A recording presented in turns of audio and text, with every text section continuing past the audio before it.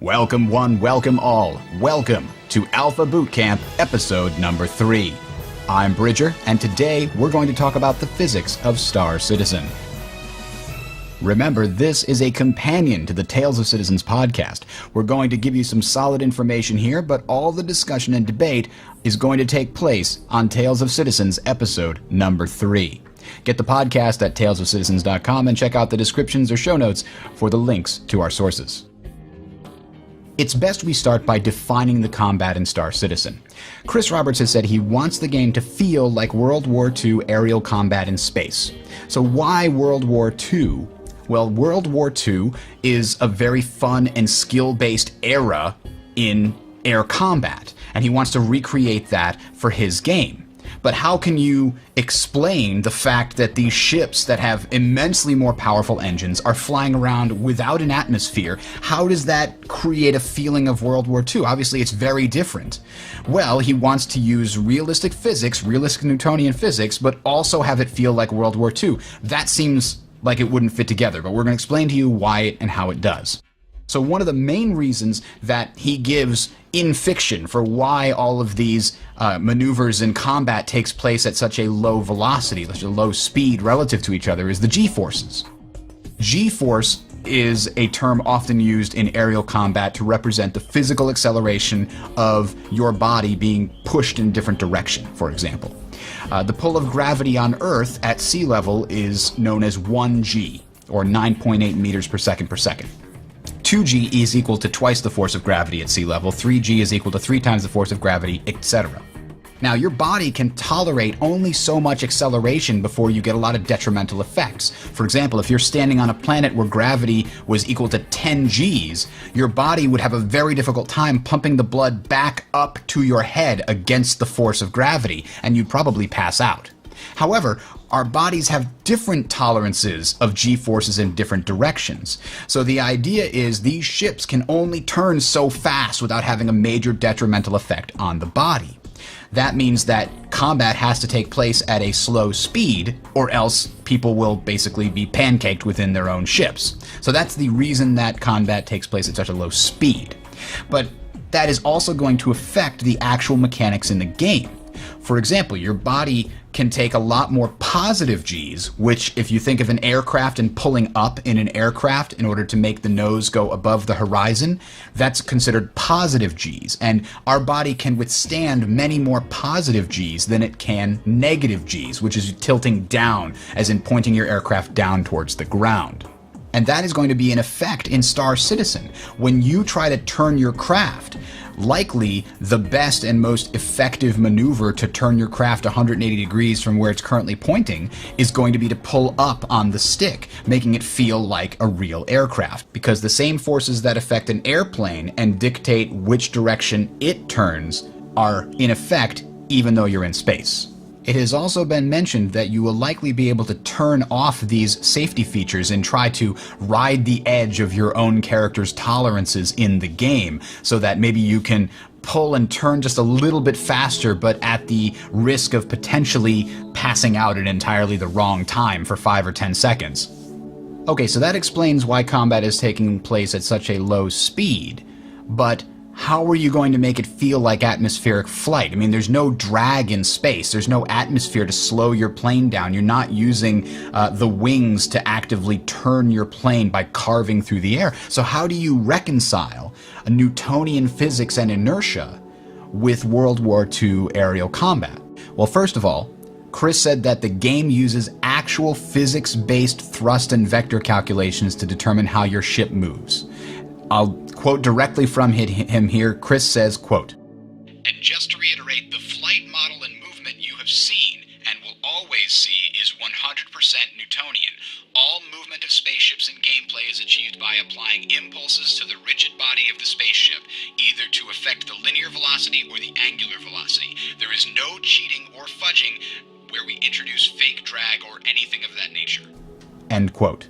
However, the ships will use their thrusters to try to simulate drag to make it fly more like a plane, or at least that's the default.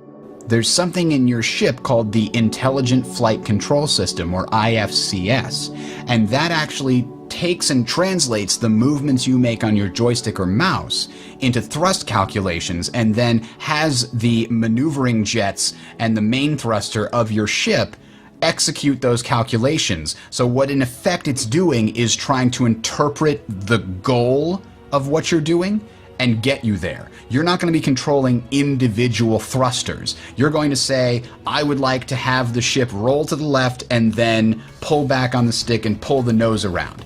And it's going to turn that input into a series of thrusts out of the maneuvering jets in order to get this effect that you're looking for.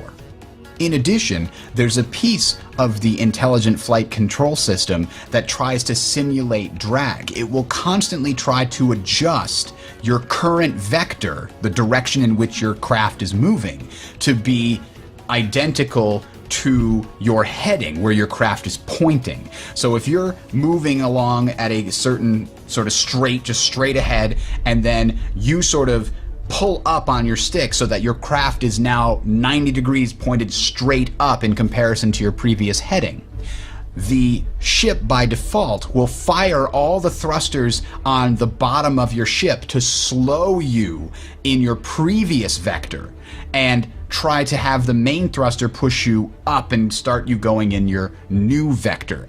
This is a sort of simulation of drag, and it tries to cancel out that inertia. But Chris has mentioned that depending upon how massive your spaceship is, you're going to feel a sort of delay. It's not going to be instant like a plane. Some of the faster dogfight craft are going to have more powerful maneuvering jets, allowing them to make these very fast plane-like maneuvers, but it's only because their maneuvering jets are able to cancel out their previous vector in order to have you carve through the air like a plane. Another thing to consider is that the IFCS can be adjusted and tinkered with and upgraded, and you could potentially have situations where you might want to turn off this simulated drag system. For example, to perform the so-called Battlestar Galactica maneuver, amongst others. For those unfamiliar, this would be where if you're flying straight and somebody's behind you on your tail shooting at you, you would then use your maneuvering jets to simply spin around 180 degrees.